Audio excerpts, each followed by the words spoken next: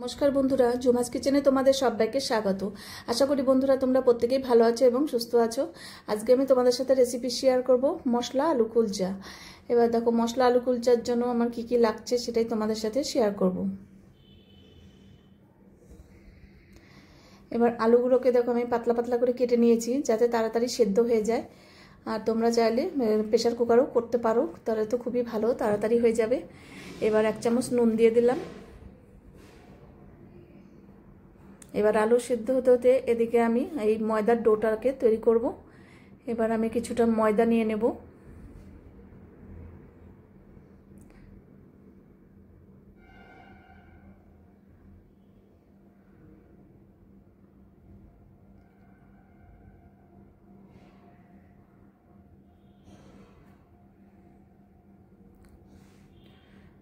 এবার দিলাম টক দই। এবার 200 গ্রামের মতন আমি টক দই দিলাম, পরে আরেকটু দেবো, আর ময়দাটাও আমি আরেকটু নেব, তোমাদেরও যতটা লাগবে নিয়ে নেবে। এবার নুন দিয়ে দিলাম 1/2 চামচ। এবার দেব বেকিং সোডা 1/2 চামচ, আর বেকিং পাউডারও 1/2 চামচ দেব। আর ময়দার পরিমাণটা যদি বেশি নাও তাহলে কিন্তু এগুলো বাড়িয়ে দিতে হবে।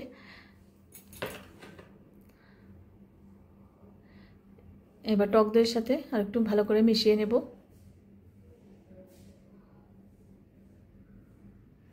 এবার 2 চামচ সাদা তেল দিয়ে দিলাম।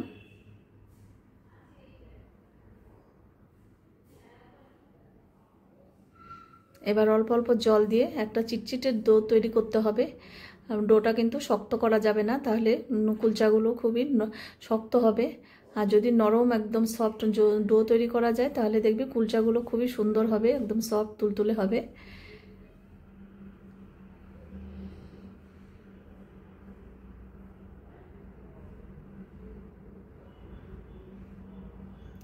এবার উপর দিয়ে আরেকটু আমি তেল দিয়ে দিলাম, সাদা তেল। দেখো খুবই নরম একদম তুলতুলে একদম ডোটাকে তৈরি করেছি, এরকম কিন্তু রাখতে হবে।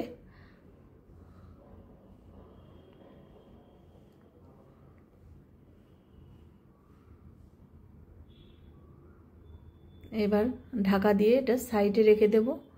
এবার আলুর পুরটাকে রেডি করব। এবার দেখো আলুটাকে সেদ্ধ কতটা হয়েছে দেখে নিচ্ছি। দেখো আলু খুব সুন্দরভাবে সেদ্ধ হয়ে গেছে। এবার নামিয়ে নিয়েছি। এবার ম্যাশারের সাহায্যে ম্যাশ করে নেব।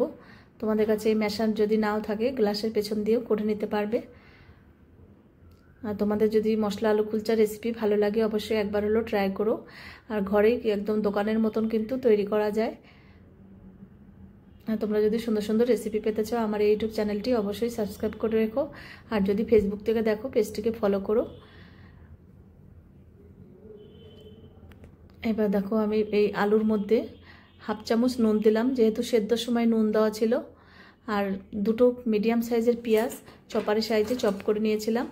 আর ধনেপাতা, ফ্রেশ ধনেপাতা হলেই বেশি ভালো হয়। এবার কুচনো দিয়েছি ধনেপাতা। এবার দিলাম মশলা কিছু, এখানে গোলমরিচের গুঁড়ো আছে 1 চামচ, ধনের গুঁড়ো, জিরের গুঁড়ো, কাশ্মীরি লঙ্কার গুঁড়ো সব 1/2 চামচ করে দিয়েছি। গরম মশলার গুঁড়ো।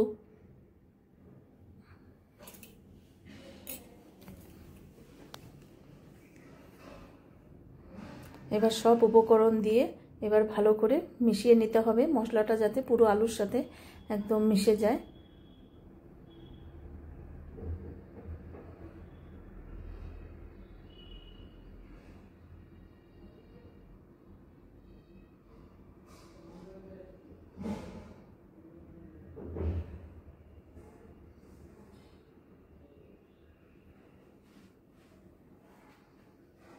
আলুর পুর রেডি হয়ে গেল।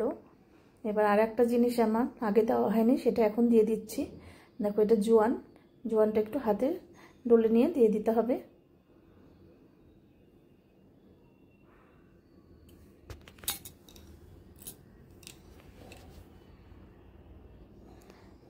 এবার আমি এইটা তোমার নুন তোমার এটা করে নেব। এবার দেখো একটা লেচি কেটে নিলাম।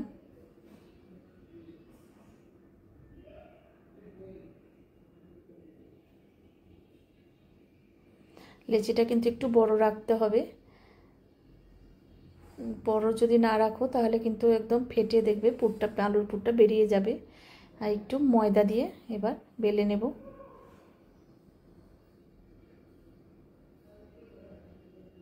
এবার একটু দেখো হাতের সাহায্যে এবার বাটির সাপে করে নিলাম। এবার পুরটাকে একটু বেশি দিতে হবে, তাহলে কিন্তু কুলচাগুলো খেতে ভালো লাগবে। দেখো আমি অনেকটা করেই পুর দিয়ে দিলাম। এরকম কুলচা যদি তোমরা তৈরি করো দেখবে কোনো রকম সবজিও কিন্তু এর সাথে লাগে না। আমি তাও এর সাথে রেজালাটা করে তোমাদের সাথে শেয়ার করেছি। রেজালাটার ভিডিওটা দেখাইনি, তাহলে কিন্তু একদম লম্বা হয়ে যেত ভিডিও।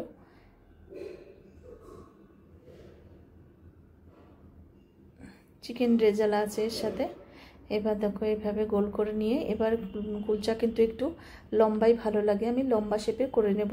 তোমরা চাইলে গোলও করতে পারো।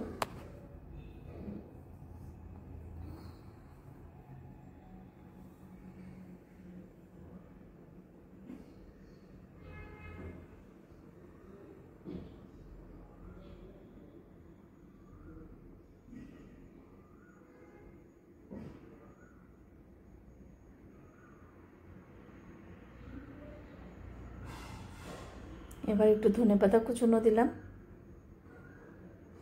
এটা দেখতেও সুন্দর লাগবে আর খেতেও ভালো লাগবে। ধনেপাতা যারা পছন্দ করে তাদের তো ভালোই লাগবে। আর একটু কালো জিরে দিলাম।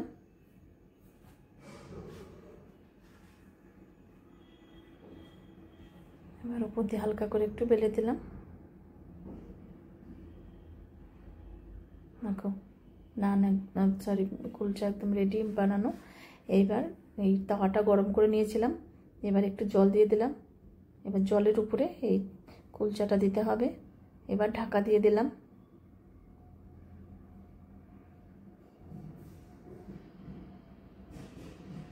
এবার দেখো ঢাকা খুলে এবার আমি একটু উল্টিয়ে দিচ্ছি।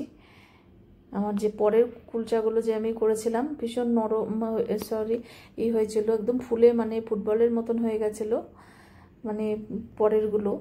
আর প্রথমকারগুলো একটু ফুলেনি, একটু গ্যাসের ফ্লেমটা আমার কমানো ছিল। প্রথমের দিকে একটু বাড়িয়ে দিতে হবে, ঢাকা দিয়ে বাড়িয়ে দিলে দেখবে কুলচা কিন্তু ফুলে ওঠে।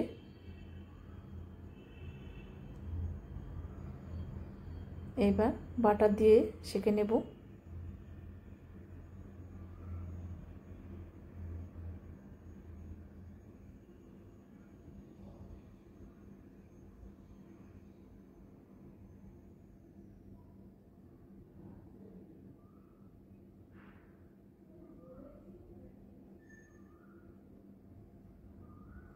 দেখো পরে আর একটা ভেজে আমি দেখিয়ে দিচ্ছি। এটাতেও প্রত্যেকবারই কিন্তু অল্প করে জল দিতে হবে। এবার ঢাকা দিয়ে দিলাম।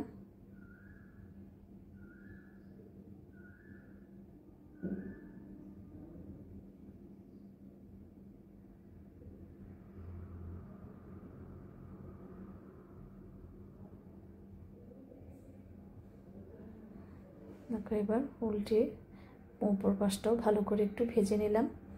এবার বাটার দিয়ে দুই পাশটাই ভালো করে ভেজে নিতে হবে।